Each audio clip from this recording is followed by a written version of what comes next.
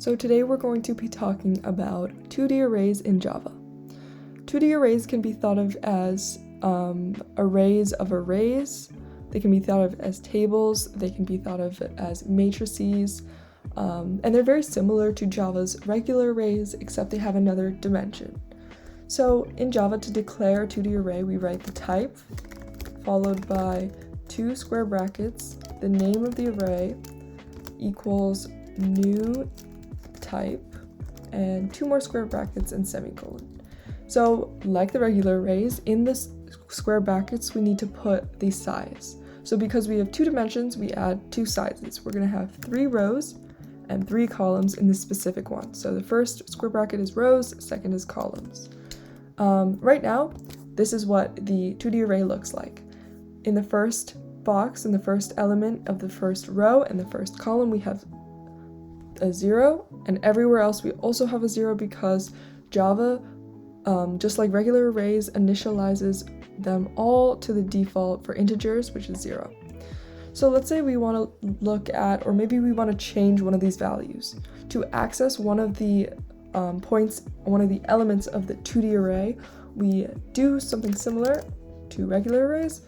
We access them with square brackets, but this time we have 2. So in the first one, we're going to put which row we want. So we're going to want row 0 and column 0 to access the first one, and then we set it all equal to 1. This sets this element will now be changed to 1. And then let's say we want to access the middle element. We call array of 1 for the second row and array 1 and 1 again for the column, second column. Let's set that equal to 2. So we call it 2.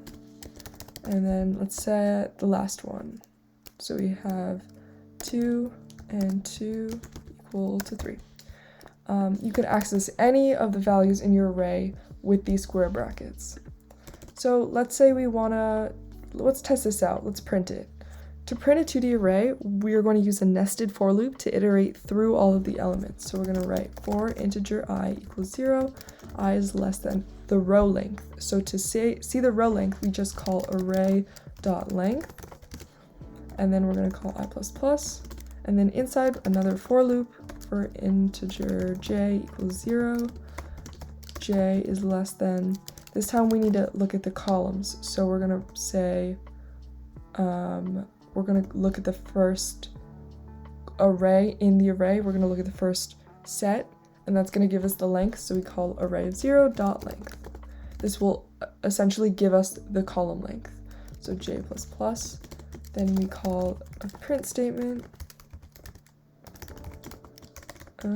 of, again, accessing using square brackets, j.